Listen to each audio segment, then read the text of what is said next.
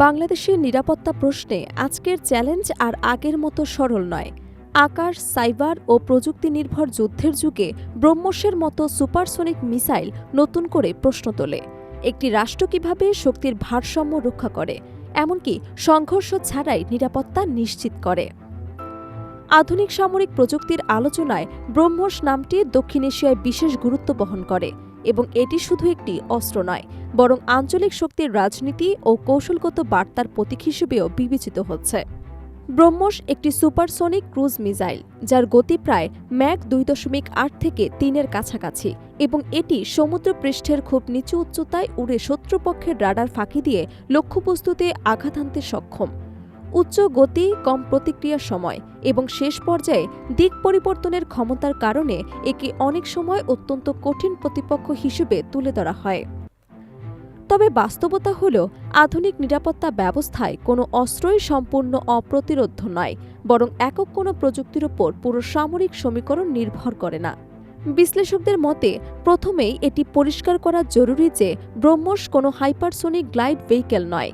এটি একটি supersonic cruise missile, যা রাশিয়ার P-800 অনিক্স প্রযুক্তির উপর ভিত্তি করে ভারত ও রাশিয়ার যৌথ উদ্যোগে তৈরি। এই শ্রেণীর মিসাইল মূলত কৌশলগত বা অপারেশনাল স্তরে ব্যবহৃত হয়, অর্থাৎ নির্দিষ্ট সামরিক স্থাপনা, নৌযান কিংবা গুরুত্বপূর্ণ অবকাঠামো লক্ষ্য করে আঘাত হানার জন্য। এটি পারমাণবিক ডিটারেন্সের মতো কৌশলগত অস্ত্রের পর্যায়ে পড়ে না, ফলে এর প্রভাব এবং সীমাবদ্ধতা আলাদা করে বোঝা জরুরি। বাংলাদেশের মতো একটি দেশের ক্ষেত্রে প্রশ্নটি সাধারণত উঠে আসে, এ ধরনের মিসাইলের মুখে প্রতিক্রিয়া কতটা বাস্তবসম্মত। বিশেষজ্ঞরা বলছেন, মোকাবিলা মানে শুধু আকাশে মিসাইল ধ্বংস করা নয়। আধুনিক সামরিক চিন্তাধারায় মোকাবিলার ধারণা মূলত 3টি স্তরে বিভক্ত। প্রথম স্তর হল ডিটারেন্স বা পাল্টা ক্ষতির সক্ষমতা, যার উদ্দেশ্য যুদ্ধ শুরু করা নয়, বরং যুদ্ধের সম্ভাবনাকে কমিয়ে আনা।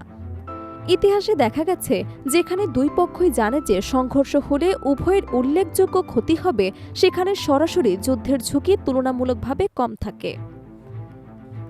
বাংলাদেশের জন্য এই ডিটারেন্স মানে আক্রমণাত্মক অবস্থান নয়, বরং এটি এমন একটি সীমিত কিন্তু বিশ্বাসযোগ্য সক্ষমতা বজায় রাখা যা অন্য কোনো পক্ষকে অযথা ঝুঁকি নিতে নিরুৎসাহিত করে। দ্বিতীয় স্তর হল ডিনায়াল বা আংশিক অপ্রতিরোধ ব্যবস্থা, যেখানে আকাশ প্রতিরক্ষা, রাডার নেটওয়ার্ক, কমান্ড ও কন্ট্রোল সিস্টেম গুরুত্বপূর্ণ ভূমিকা পালন করে। সুপারসনিক ক্রুজ মিসাইল আটকানো যে অত্যন্ত কঠিন, তা বিশ্বের বড় শক্তিগুলোর অভিজ্ঞতাতেও প্রমাণিত।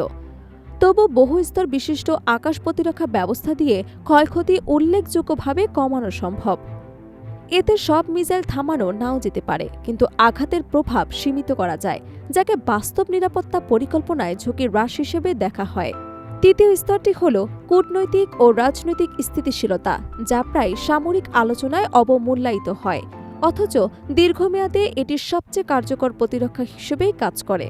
বাংলাদেশের সামরিক সক্ষমতা সাম্প্রতিক বছরগুলোতে ধীরে ধীরে আধুনিকায়নের পথে এগিয়ে গেছে।